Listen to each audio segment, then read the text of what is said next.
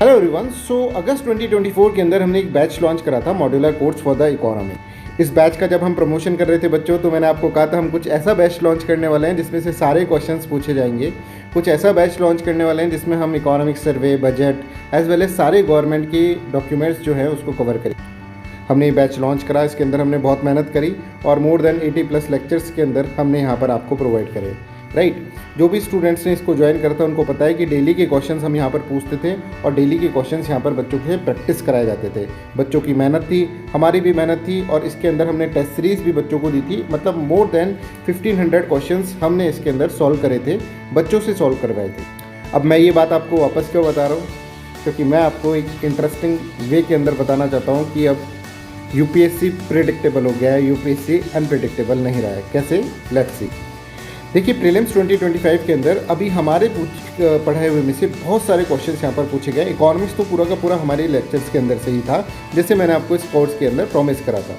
आप यहाँ पर देख सकते हैं, ये जो कैपिटल रिसीट्स, बोरिंग, इंटरेस्ट वाला था, ये मैंने कई जगह पर पढ़ा रखा है, हमारे कोर्स में भी पढ़ाया था। और एज इट इज़ ये क्वेश्चन जिसके अंदर मैंने डेफिनेशन बताई थी कैपिटल रिसीट, रिवेन्यू रिसीट्स की और एसेट इंक्रीज डिक्रीज, ये सारा का सारा इसके अंदर पूछा गया। इसी तरह से second question revenue expenditure, physical deficit, private deficit, इस तरह से क्वेश्चन सॉल्व करके डायरेक्टली मैंने यहाँ पर आपको बताए थे।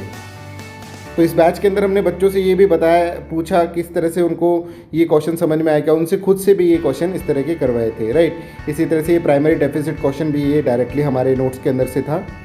और ये देखिए 87 में 75th PDF पे ये सब कुछ यहाँ पर जो भी लिख रखा है ये सारा का सारा दे रखा था। मैं आपको दिखाता हूँ। देखिए, ये हमारे PDF लेक्चर्स हैं और लेक्चर्स की PDF है मतलब, और इसके अंदर डे 87 में ये आप जानकर बिल्कुल हैरान रह जाएंगे। यहाँ पर क्वेश्चन पूरा ऐसे कैसा पूछा गया कि लिथियम कहाँ मिलता है और एक निकल था शायद, इस तरह से ये पूछा गया क्वेश्चन, है ना। और ये मैंने कहा था बच्चों को स्ट्रेस करा था कि इस टेबल को ज़रूर याद करिएगा।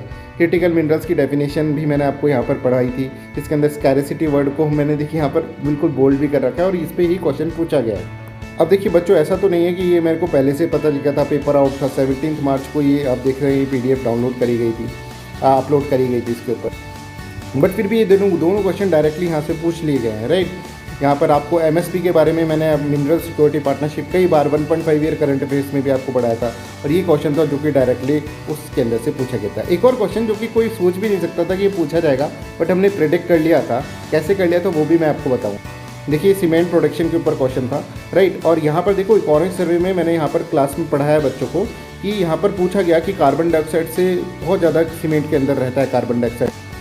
और ये क्वेश्चन देखिए डायरेक्टली यहाँ पर पूछा गया है, आप यहाँ पर देख सकते हैं। ये भी डायरेक्ट क्वेश्चन था कि इसके अंदर पूछा गया है रॉ मटेरियल कौन सा यूज़ करते हैं, तो रॉ मटेरियल के अंदर limestone and clay with silica, यहाँ पर मैंने आपको बता रखा है। राइट, इसके अंदर limestone is converted into limestone clinker production process. यहाँ पर देखो क्लिंकर प्रोडक्शन प्रोसेस मैंने डिटेल के अंदर बच्चों को यहाँ पर पढ़ाया हुआ था इस लेक्चर के अंदर।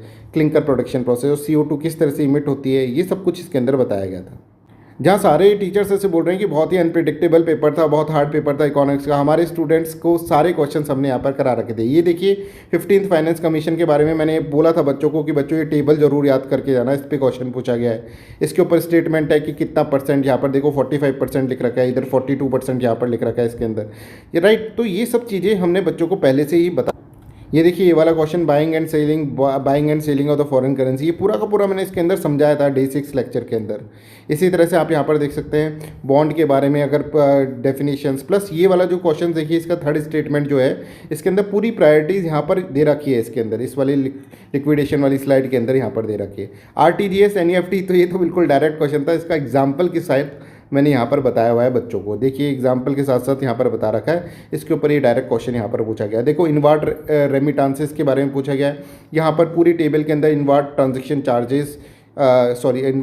चार्जेस के बारे में पूछा गया है और यहाँ पर टेबल के अंदर ये बताया गया है। इसके अलावा ये सारे क्वेश्चंस इकोनॉमिक्स में हमारे पूछे गए। हमने बहुत सारे करंट अफेयर्स भी पढ़े थे, 1.5 ईयर करंट अफेयर्स के अंदर ये वाले क्वेश्चन जो हैं डायरेक्टली 1.5 ईयर करंट अफेयर्स पे से है ये सारे क्वेश्चंस डायरेक्टली। अब देखिए मेंस भी प्रेडिक्टेबल है बच्चों, जैसे हमने ये प्रेडिक्ट कर लिया प्रीलिम्स का पेपर, वैसे हम मेंस को भी प्रेडिक्ट कर सकते हैं। That is very important to you.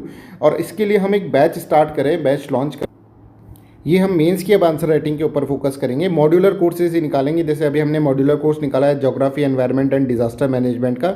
ये कोर्स 5 जून से स्टार्ट हो रहा है। राइट, इसके अंदर पूरा आंसर राइटिंग को साइंटिफिक वे के अंदर हम यहाँ पर पढ़ाएंगे। Thank you so much.